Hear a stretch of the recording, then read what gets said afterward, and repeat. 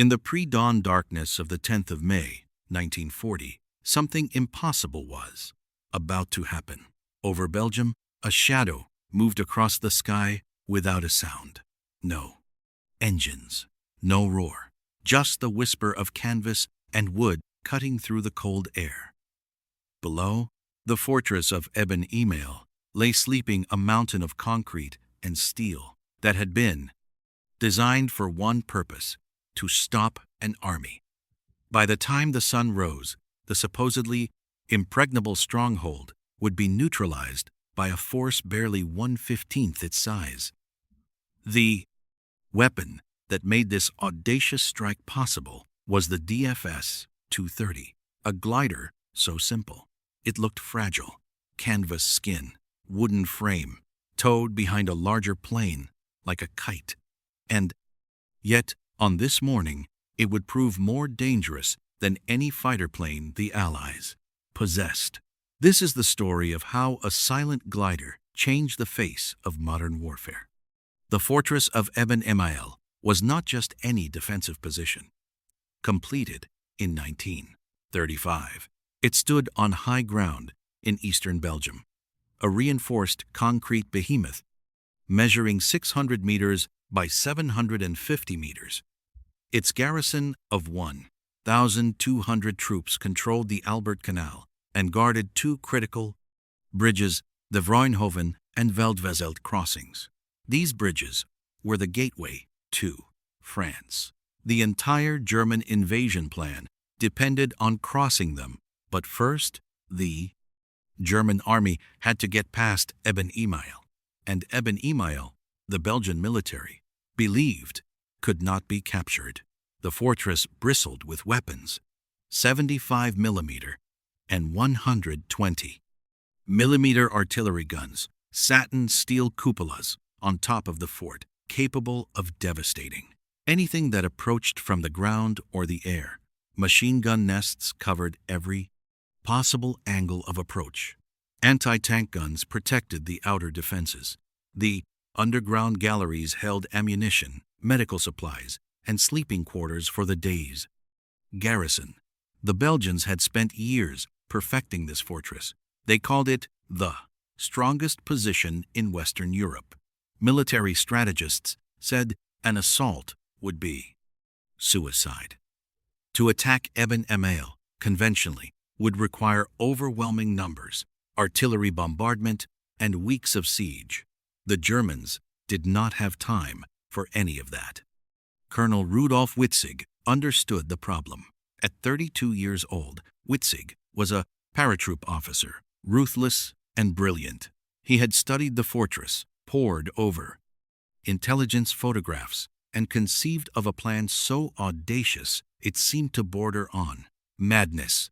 Do not attack the fort from the ground. Attack from above. Land directly on top of it. In February 1940, just 3 months before the invasion, Witzig began training a small unit of men for what he called Operation Granite. He selected 80 of the finest assault engineers from the 7th Flieger Division, specialist soldiers trained to blow through concrete, penetrate fortifications, and hold positions against larger forces. These men were given a single, brutal mandate: use new, shaped charge explosives to destroy the fort's gun positions and hold the roof until ground forces could reinforce them. To do this, they would need to land silently. They would need precision, and they would need the DFS-230 glider. The glider had been designed in 1937 as a transport aircraft for airborne operations. It was ungainly to look at a fuselage of steel tubing covered in painted canvas, a stubby 72-foot wingspan. It could carry only 8 troops, a pilot and a blonde co-pilot, plus several hundred pounds of ammunition. Unarmed, defenseless. The only, end quote, thing the DFS-230 had was silence. Once released from its tow plane, it could glide for 12 miles and land within feet of a designated target. No engines meant no warning. No warning meant surprise. Witzig's men practiced the assault for weeks.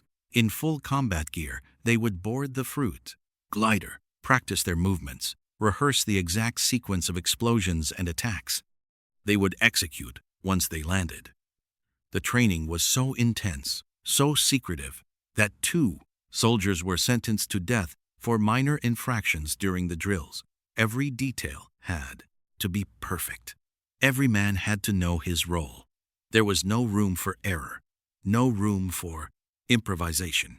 By the end of April 1940, the assault force was ready. On the 28th of April, Witzig received his final orders, and the invasion of Belgium would begin in exactly 12 days. The glider assault on Eben-Emael would go in at first light. The night of the 9th of May, the men of Operation Granite could not sleep. They had loaded their weapons. They had checked their explosives. The shaped charges, a secret German innovation, were packed carefully. Devices that could punch through steel and concrete with a focused jet of molten metal and flame. Each man knew he might not survive the landing. The gliders could not be recalled. They could not gain altitude. Once released from their tow planes, they would descend toward the fortress with no engine to power them, no way to climb back into the sky if something went wrong. At 4:30 in the morning, on the 10th of May, 1940, 11 Junkers U-50.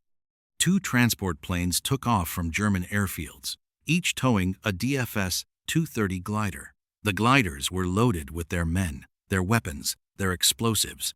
They climbed to 8,500 feet and set course for Belgium. The plan was to approach from the south over a sliver of Dutch territory to avoid early detection. It was risky. Flying over neutral Holland violated international law. Boot heat provided cover. It allowed the Germans to approach from an unexpected direction. In the fortress below, Major Jean Jotrand, the fort's commander, had received an alert at 12:32 in the morning. Dutch and Belgian radar had detected the sound of German armor moving toward the border. The fort's internal siren had sounded. Men had been called to their stations. Buten, the darkness. There was nothing to see. No airplanes on the horizon. No artillery fire. No sign of an imminent attack. By the time dawn approached, some of the men had begun to relax. Perhaps the alert was false. Perhaps the invasion would not come. They were wrong. At 5:10 in the morning, the Junkers released their glider cargo. Witzig and his men felt the sudden silence as the tow rope was cut. The roar of the transport planes disappeared. All they heard was the whisper of wind over canvas. 80 men in 11 gliders descending silently toward the fortress. They had 15 minutes. In 15 minutes, they would be on the roof. The descent took longer than expected. A strong tailwind had forced the Junkers to fly further north than planned, directly over Dutch territory. The element of surprise, the Germans feared, might be compromised. But the Belgians below still saw nothing. The gliders were invisible in the pre-dawn darkness. They were silent. They appeared without warning. At 5:25, the first gliders touched down on the roof of Eben-Emael. The landing was rough. The skids scratched across the concrete. Some gliders tipped on impact. Soldiers tumbled out, disoriented but alive. Within seconds, they were moving. There was no pause, no momento catch their breath. Each man knew his target.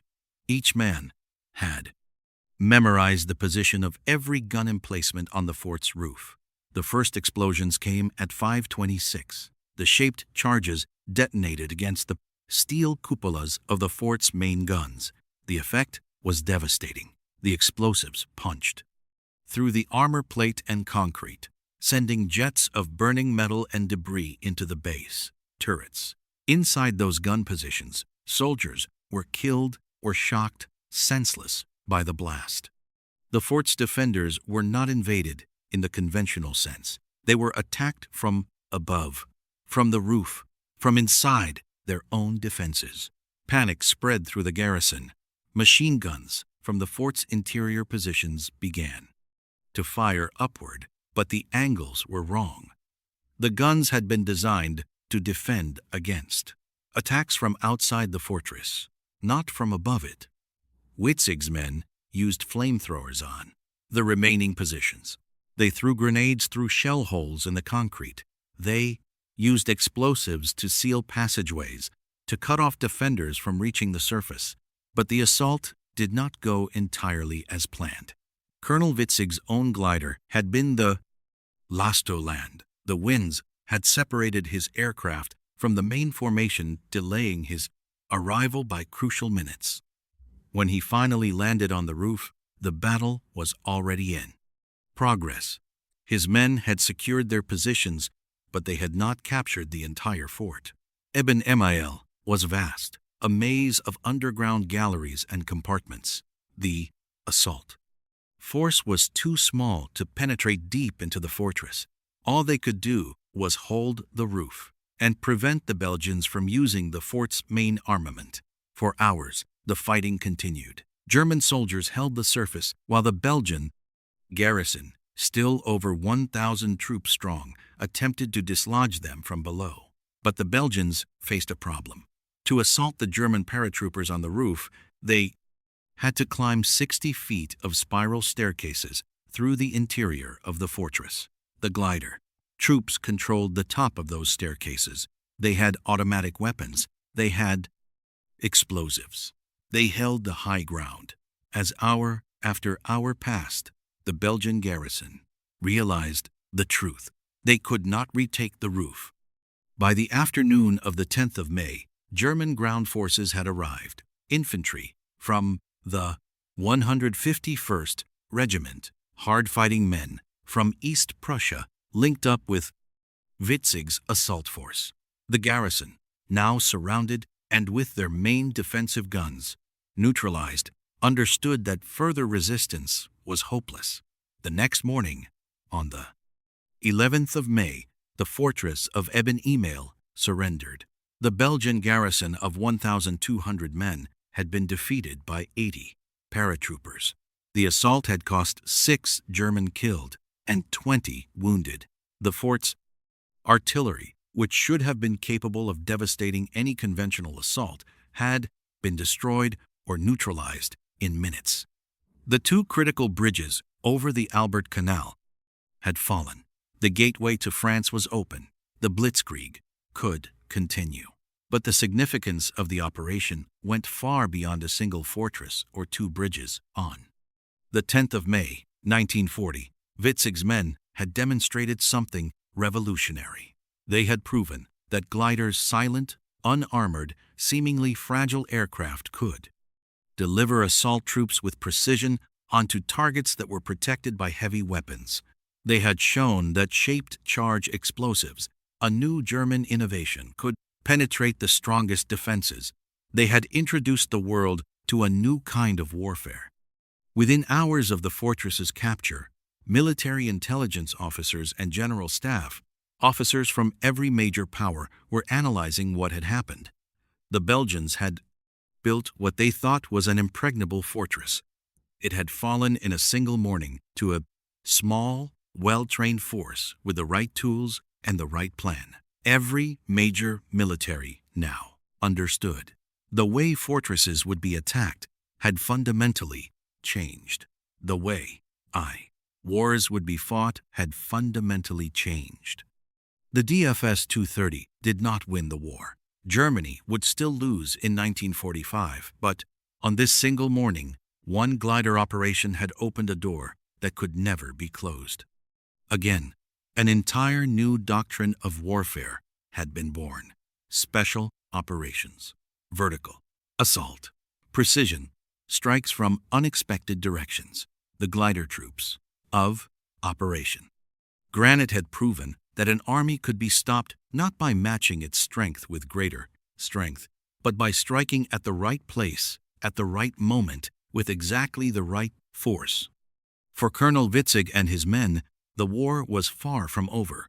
They would conduct more glider operations in the campaigns to come, assaults on Crete, operations in North Africa, desperate missions on the Eastern Front. Witzig himself would be captured, would escape, would be decorated with the highest honors. But nothing he did afterward would match the audacity of that single morning in May 1940. The fortress of Eben-Emael still stands in Belgium today. Visitors can walk through the underground galleries. They can see the blast marks from the shaped charges on the past concrete. They can stand on the roof where 80 men held off an entire garrison. It remains one of the most formidable fortifications ever built.